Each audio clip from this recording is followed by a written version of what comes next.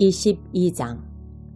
이스라엘 백성이 계속 행진하여 요단, 여리고 앞 모압 평야에 진을 쳤다. 십볼의 아들 발락은 이스라엘이 아모리 사람에게 한 일을 모두 들어 알고 있었다. 모압 백성은 이스라엘 때문에 잔뜩 겁을 먹었다. 이스라엘의 수가 너무 많았던 것이다. 그들은 공포에 떨었다. 모압이 미디안의 지도자들에게 말했다. 보시오, 까마귀 떼가 시체의 살점을 말끔히 뜯어먹듯이 이 무리가 우리를 남김없이 먹어치우려 하고 있소. 그 당시 모압의 왕은 십볼의 아들 발락이었다. 그는 부올의 아들 발람을 데려오라고 사신들을 보냈다. 발람은 자기 고향인 유프라테스 강가에 자리한 부돌에 살고 있었다. 발락의 사신들이 전할 말은 이러했다. 보시오, 한 백성이 이집트에서 나와 온 땅을 덮었소. 그들이 나를 맹렬히 압박하고 있소. 그들이 너무 벅차서 나로서는 감당할 수 없으니 부디 와서 나를 위해 그들을 저주해 주시오. 그러면 내가 그들을 치겠소. 우리가 그들을 공격해서 이 땅에서 쫓아낼 수 있을 것이오. 당신의 명성은 익히 들어 알고 있소. 당신이 축복하는 자는 복을 받고 당신이 저주하는 자는 저주를 받는다는 말을 들었소. 곧 모압의 지도자와 미디안의 지도자들이 저주의 대가로 제공할 사례금을 단단히 챙겨서 길을 떠났다. 그들이 발람의 집에 이르러 그에게 발락의 말을 전했다. 발람이 말했다. 오늘 밤은 여기서 지내십시오. 내일 아침에 하나님께서 내게 주시는 말씀을 여러분에게 알려드리겠습니다. 모압의 귀족들은 그의 집에 머물렀다. 하나님께서 발람에게 오셔서 물으셨다. 너와 함께 있는 이 사람들은 누구냐? 발람이 대답했다. 십볼의 아들인 모압 왕 발락이 사람들을 보내면서 이런 메시지를 전했습니다. 보시오, 이집트에서 나온 백성이 온 땅을 덮었소. 부디 와서 나를 위해 그들을 저주해 주시오. 그러면 내가 그들을 공격해서 이 땅에서 쫓아낼 수 있을 것이오. 하나님께서 발람에게 말씀하셨다. 그들과 함께 가지 마라. 그 백성은 복을 받은 백성이니 그들을 저주하지 마라. 이튿날 아침에 발람이 일어나 발락의 귀족들에게 말했다. 돌아가십시오. 하나님께서 내가 여러분과 함께 가는 것을 허락하지 않으십니다. 그리하여 모압의 귀족들은 길을 떠나 발락에게 돌아가서 말했다. 발람이 우리와 함께 오지 않으려고 합니다. 발락은 그들보다 지위가 높고 명망 있는 귀족들을 보냈다. 그들이 발람에게 가서 말했다. 십볼의 아들 발락이 이렇게 말씀합니다. 부디 거절하지 말고 내게 오시오. 당신을 극진히 예우하고 사례도 아낌없이 하겠소. 원하는 것이 무엇이든 내가 다 들어주겠소. 얼마든지 살해할 테니 그저 와서 저 백성을 저주해 주기만 하시오. 발람이 발락의 신하들에게 대답했다. 발락이 은과 금이 가득한 자기 집을 준다 해도 나는 내 하나님의 명령을 어기고는 크든 작든 아무 일도 할 수 없습니다. 하지만 지난번에 오신 분들처럼 여러분도 오늘 밤 여기서 지내십시오. 이번에는 하나님께서 어떻게 말씀하시는지 알아보겠습니다. 그날 밤 하나님께서 발람에게 오셔서 말씀하셨다. 이 사람들이 너를 보려고 이렇게 왔으니 그들과 함께 가거라. 그러나 내가 네게 말하는 것 외에는 절대 아무 일도 해서는 안 된다. 발람은 아침에 일어나 나귀의 안장을 얹고 모압에서 온 귀족들과 함께 길을 떠났다. 그러나 발람이 길을 나서자 하나님께서 진노하셨다. 하나님의 천사가 그가 가는 것을 막으려고 길에 서 있었다. 발람은 나귀를 탔고 하인 둘이 그와 함께 가고 있었다. 나귀는 천사가 길을 막고 서서 칼을 휘두르는 것을 보자 급히 길에서 벗어나 도랑으로 뛰어들었다.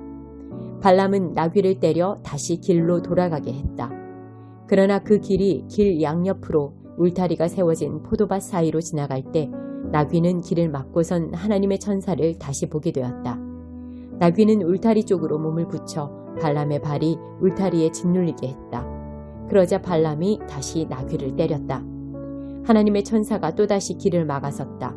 이번에는 길목이 매우 비좁아서 오른쪽으로도 왼쪽으로도 빠져나갈 틈이 없었다.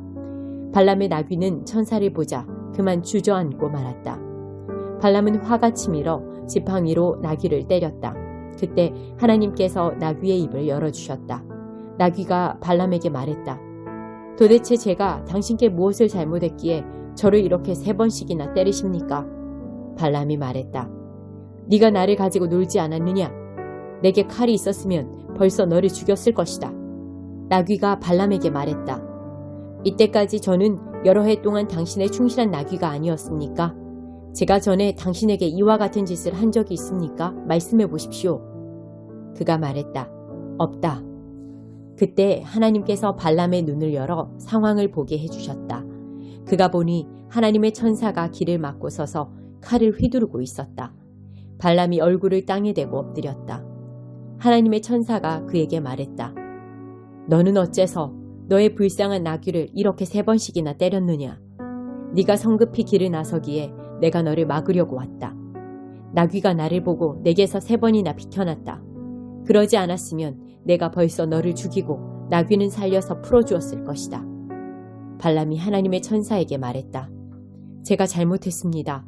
당신께서 저를 막으시려고 길에 서 계신 줄 몰랐습니다. 제가 하려는 일을 기뻐하시지 않으시면 돌아가겠습니다. 하나님의 천사가 발람에게 말했다. 그들과 함께 가거라. 다만 내가 네게 일러주는 것만 말하여라. 다른 말은 절대로 해서는 안 된다. 그리하여 발람은 발락의 귀족들과 함께 갔다. 발락은 발람이 오고 있다는 소식을 듣고 그를 마중하러 자기 영토의 경계 아르논 강가에 자리한 모압 사람의 성읍으로 나갔다.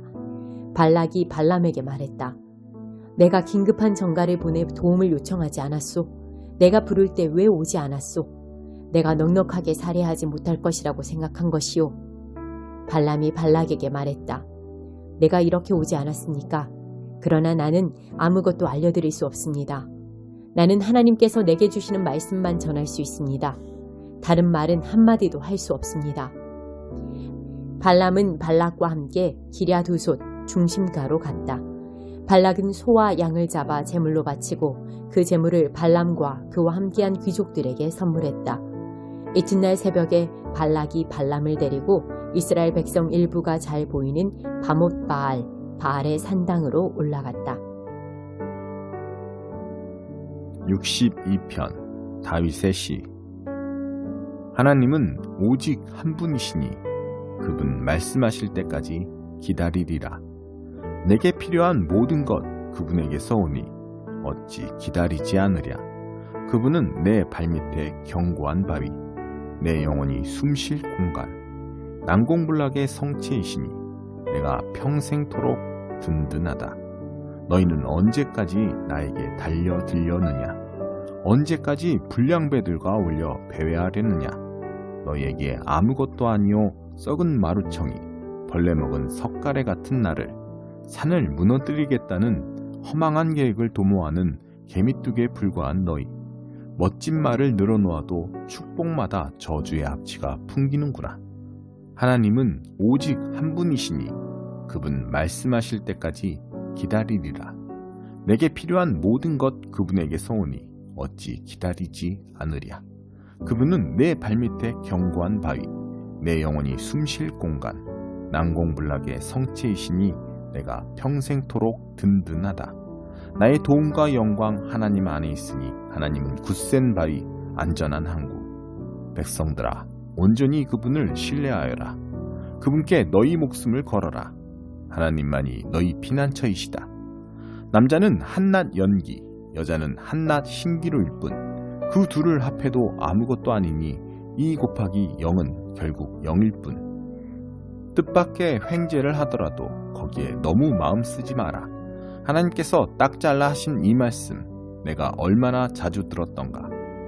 능력은 오직 하나님께로부터 온다. 주 하나님, 주께는 자애가 가득합니다. 날마다 우리가 수고한 것에 합당한 대가를 지불해 주십니다. 63편 다윗의 시. 다윗이 유다 광야에 있을 때. 하나님, 주님은 나의 하나님. 보고 또 보아도 보고 싶은 분. 하나님을 향한 허기와 목마름에 이끌려 메마르고 삭막한 사막을 가로지릅니다. 주님의 권능과 영광을 보려고 두 눈 활짝 뜨고 예배 처소에 있습니다. 마침내 주님의 너그러운 사랑 안에 살게 된 이 몸, 내 입술에 샘처럼 찬양이 넘쳐 흐릅니다. 나 숨 쉴 때마다 주님을 찬양하고 찬양의 깃발인 듯 두 팔을 주께 흔듭니다. 최상품 갈비를 마음껏 먹고 입맛을 다시니 지금은 소리 높여 찬송할 때입니다. 한밤중에 잠 못 들 때면 지난날을 회상하며 감사의 시간을 보냅니다. 주께서 줄곧 내 편이 되어 주셨으니 나 마음껏 뛰며 춤춥니다. 내가 주께 온 힘을 다해 매달리니 주님은 나를 굳게 붙드시고 말뚝처럼 흔들림 없게 하십니다.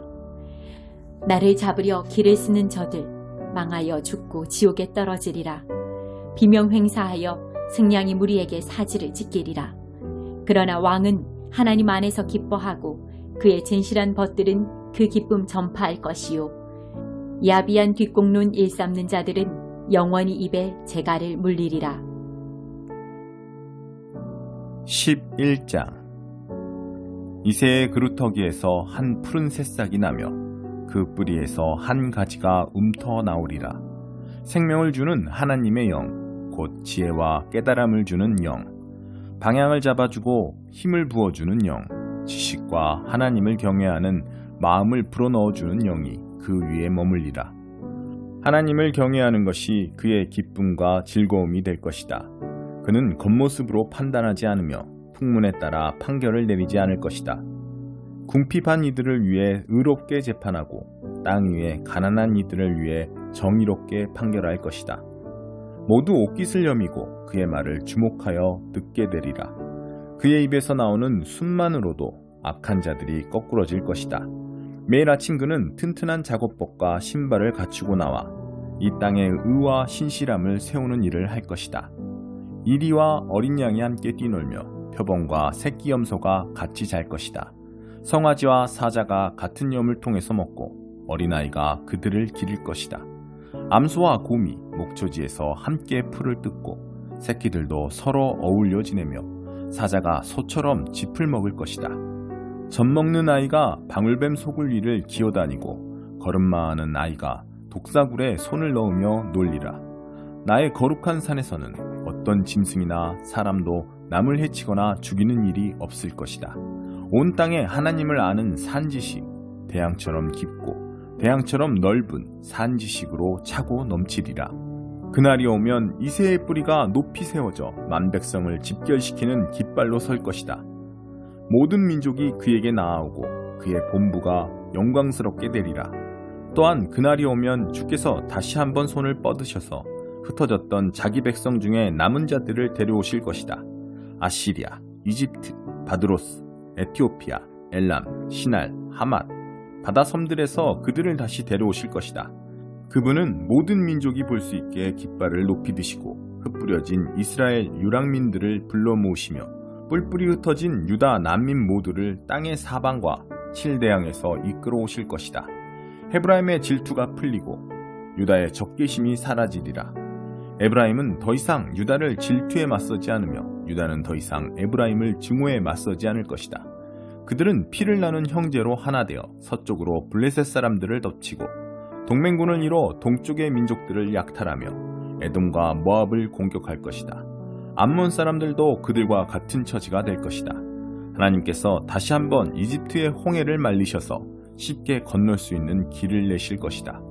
거대한 강 유프라테스에 거센 바람을 내려보내셔서 그 강을 7개의 실개울로 만들어버리실 것이다. 발을 적시지 않고 건널 수 있는 실개울로 마침내 대로가 열릴 것이다. 하나님의 백성 중에 남은 자들이 아시리아에서 쉽게 나올 수 있는 대로, 과거 이스라엘이 이집트에서 행군에 나올 때와 같은 그런 대로가 열릴 것이다. 12장. 그날에 너는 이렇게 말할 것이다. 하나님, 주께 감사드립니다. 주께서 노하셨으나 주의 진노는 영원하지 않았습니다. 주께서 노를 거두시고 제게 오셔서 위로해 주셨습니다. 그렇습니다. 참으로 하나님은 나의 구원이십니다. 내가 주를 믿고 두려워하지 않겠습니다. 하나님께서, 진정 하나님께서 나의 힘이시요 나의 노래시며 무엇보다 나의 구원이십니다. 너희는 구원의 우물에서 기쁨 가득 물을 길어 올릴 것이다. 그러면서 말하리라. 하나님께 감사드려라. 그분의 이름 소리 높여 외쳐라. 무엇이든 그분께 구하여라. 민족들에게 외쳐라. 그분이 하신 일을 들려주어라. 그분의 높은 명성 그 소식을 전하여라. 하나님께 찬양을 드려라. 그분이 이 모든 일을 이루셨다. 온 땅에 그분이 하신 일을 알려라. 오 시온아, 지붕이 떠나갈 듯 외쳐라. 심장이 터지도록 크게 불러라. 한없이 위대하신 이가 너희 가운데 계시니 그분은 이스라엘의 거룩하신 분이시다. 5장 부자들에게 주는 경고. 마지막으로 거만하게 구는 부자들에게 말합니다. 슬퍼하며 몇 가지 가르침을 받으십시오. 그대들은 재난이 닥칠 때 눈물을 담을 양동이가 필요할 것입니다. 그대들의 돈은 썩었고 그대들의 좋은 옷은 역겹기 그지없습니다. 그대들의 탐욕스런 사치품은 내장에 생긴 암과 같아서 안에서부터 그대들의 생명을 파괴하고 있습니다. 그대들은 스스로 재물을 쌓아 올렸다고 생각하겠지만 그대들이 쌓아 올린 것은 다름 아닌 심판입니다. 그대들에게 착취당하고 갈취당한 일꾼들이 심판을 요구하며 부르짖고 있습니다. 그대들에게 이용당하고 혹사당한 일꾼들의 신음소리가 원수를 갚아주시는 주님의 귀에 쟁쟁이 울리고 있습니다. 그대들은 땅을 착취해 배를 불렸으면서도 그 땅에 돌려줄 것은 유난히도 뚱뚱한 그대들의 시신밖에 없습니다. 사실 그대들이 한 일은 묵묵히 당하기만 하는 더할 나위 없이 선한 사람들을 정죄하고 죽인 것이 전부입니다. 친구 여러분, 주님이 오실 때까지 참고 기다리십시오. 여러분도 알다시피 농부들은 늘 이렇게 합니다. 농부들은 귀한 곡식이 자라기를 기다립니다.